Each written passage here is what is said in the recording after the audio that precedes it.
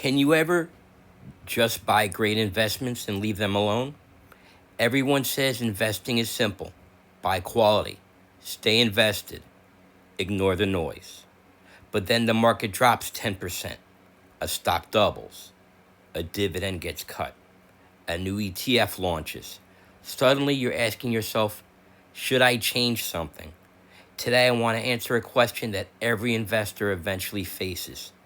Can you ever really just invest and chill? I think people confuse two very different things. One is in making emotional decisions. The other is making intentional decisions. Those aren't the same thing. Sometimes changing your portfolio is exactly the right move. Sometimes it's the worst thing you can do. The trick is knowing the difference. Now, this is my Roth IRA. I own Main Street Capital, which is a BDC. It loans to small and medium-sized businesses. It has been affected by interest rate cuts. Currently, I own 66.60 shares, and I own it at 53.06. But as you can see, it's been beaten up. The 52-week low on the stock was 48.95, and the high was 67.77. My total return on it is only 8.77. It's been one of the ones that I've had for a long time. Probably one of the longest held holdings that I've had in my portfolio. It pays monthly. It has a pretty good dividend yield. Right now, it's currently at 8.58%, and a pretty decent dividend growth rate of 4.73. So it is beating inflation. And a pretty good annual dividend income rate of, I'm getting almost $300 a month, $291.71. Like I mentioned, it does pay monthly.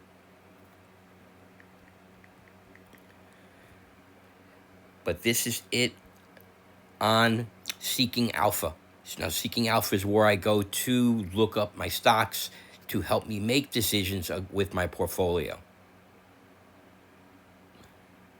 Now, most portfolios aren't ruined by bad investments. They're ruined by behavior. Selling because prices dropped. Buying because everyone else is.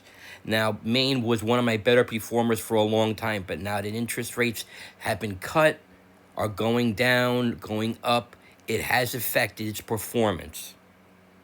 And as you can see there, it's actually giving a warning of a high risk of performing badly. It's been down for a while. Recently, that is 1 day, 5 days, a month. It seems like it's coming back. 6 months, it's down to almost 13%. Year to date, it's down 12.5%. But as you can see, going forward, the year's 15% down. 5 years, really good. 10 years, pretty strong performance. Now, checking your portfolio every hour is a bad behavior, too. You have to be able to let your portfolio breathe. Chasing whatever had the highest return last year.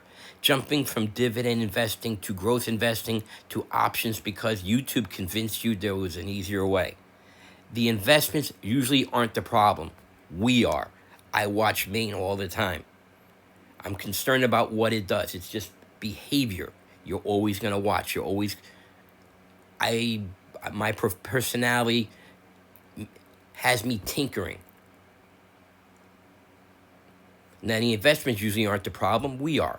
The market rewards patience, but our brains reward action. Doing something feels productive. Many times doing nothing is actually the better decision. But that doesn't always mean you should never make changes. There are times when changing your portfolio makes perfect sense. Maybe you're 5 years from retirement. Your portfolio needs to generate income instead of maximizing growth. Maybe you just had a child. Now protecting your family's future matters more than chasing returns. Maybe you paid off your house. Maybe your expenses changed. Maybe your risk tolerance changed because life changed. Or maybe one investment simply isn't doing the job you originally bought it to do. That's different from reacting to headlines. That's adjusting because your life changed or because your plan changed. Every investment should have a job. If that job changes, your portfolio should change too. That's not emotional, that's intentional. If you're enjoying videos that focus more on investing behavior than hype, I'd really appreciate it if you subscribe. My goal isn't to tell you what stock to buy tomorrow. I'm not a financial advisor. Before you invest, please contact a financial advisor because previous performance does not guarantee future results. This is my investment journey. Thank you for hopping along and seeing what I have to offer. It is to help you become the kind of investor who can stick with a strategy for decades. Now let's talk about the hardest part. The hardest part isn't finding investments. It's leaving them alone. Every day there's another headline, another market prediction, another must-own ETF, another person claiming the market's about to crash. Noise is everywhere. Patience is rare. And here's the story. Compounding needs time. Dividend growth needs time. Businesses need time. But investors often don't give them enough time to work. Sometimes the best thing your portfolio can do is absolutely nothing. Here's a question I ask myself before making any change. Am I changing this because I'm uncomfortable? Or because my long-term plan has changed? Those are completely different reasons. Now, Maine pays monthly. I get monthly dividends every 3 months, every quarter. They do pay special dividend. Been no problems with that. They've been pretty strong. There's growth there, so I don't have the excuse of it's just income without growth.